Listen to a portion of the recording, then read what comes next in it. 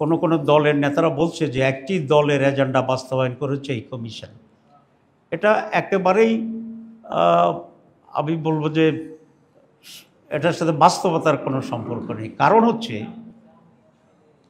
আপনারা অনেকেই কনসেনসাস কমিটির মিটিংও ছিলেন না, আমি একজনকে এখানে দেখছি। সেখানে যে এজেন্ডাগুলো আলোচনা হয়েছিল সেগুলো একান্তভাবেই এনসিসি ন্যাশনাল কনসেনসাস কমিটি যে সমস্ত এজেন্ডা দিয়েছে সেগুলোর উপরেই শুধুমাত্র আলোচনা হয়েছে। এখানে কোনো দলের কোনো এজেন্ডা ছিল না, কোনো দলের কোনো প্রস্তাবনাকেই তারা এজেন্ডা হিসেবে গ্রহণ করেনি। আমরা একটা প্রস্তাব দিয়েছিলাম এজেন্ডা হিসেবে গ্রহণ করার জন্য, in addition to all the proposals from the NCC national consensus commission. সেটা ছিল লোয়ার হাউজে পিআর সিস্টেম এটাকে আলোচনা করার জন্য আমরা অনুরোধ করেছিলাম, কিন্তু ওনারা আমাদের কোনো অনুরোধই রাখেনি, বরং যে এজেন্ডাগুলো ওনারাই তৈরি করে দিয়েছেন শুধু সেগুলোর উপরেই আলোচনা হয়েছে। সুতরাং এখানে কোনো দলের পক্ষে বিপক্ষে কোনো এজেন্ডা গ্রহণ করা বর্জন করার কোনো সুযোগ এখানে ছিল না। পরিষ্কার কথাবার্তা। আমরা অনেক পয়েন্ট আলোচনা করছি, আলোচনাটা তো বারবার হচ্ছে, এই জন্যই অনেকগুলো পয়েন্টে আমাদের প্রাথমিক দ্বিমত ছিল, আমরা অনেকটা একমতে আসছি।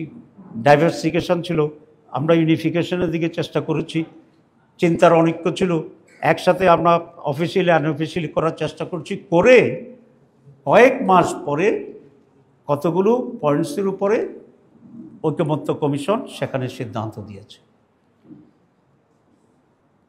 এবং সেই সিদ্ধান্তে কোন জায়গায় কতজন ছিল, কোন দল কত ছিল, সেগুলো যেটা ওনারা বই সাবমিট করেছে ফাইনালি, এখানে কিন্তু পরিষ্কারভাবে উল্লেখ করা আছে। আপনারা চাইলে এই বইটির কপিও নিয়ে যেতে পারেন এখন, এবং সেখানে প্রত্যেকটা দলেরই সাক্ষ্য আছে, শুধুমাত্র এনসিপি ছাড়া।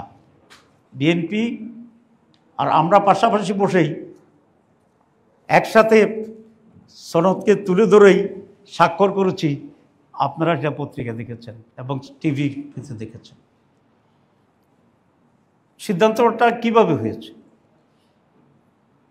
ঐকমত্য কমিশন চেষ্টা করেছিলেন শতভাগকে একমত করার জন্য, এবং সেক্ষেত্রে প্রায় শতভাগেই ৬০-৬৫টা সংস্কারে আমরা একমত হয়েছি, 100%। আর কিছু ছিল সেগুলো শতভাগ হয়নি, কিন্তু কোনোটাতে 90%, কোনোটাতে 80%, কোনোটাতে 75%, এরকম দল একমত হয়েছে। তো যেটাতে 90% এখানে 10% দ্বিমত আছে। তো এবং 75%-এর নিচে কোনোটাই নাই যেগুলোর ব্যাপারে সিদ্ধান্ত হয়েছে।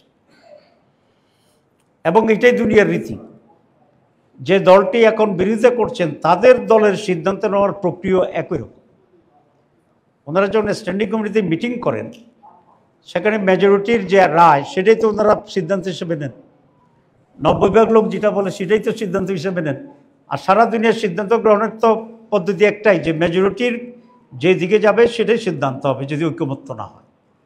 তো সুতরাং একই দুনিয়ায় প্রচলিত রীতিতে শতভাগ এক করার সার্বিক প্রচেষ্টা, ঘন্টার পর ঘন্টা, দিনের পর দিন আলোচনা করে শতভাগ একমত হওয়ার চেষ্টার পরেও যেখানে 90% লোক একমত হয়েছে, 80% হয়েছে, সেগুলোকেই কমিশন সিদ্ধান্ত দিতে ঘোষণা দিয়েছে। এটা ওপেন, ওনাদের বইতে এটা লেখা আছে।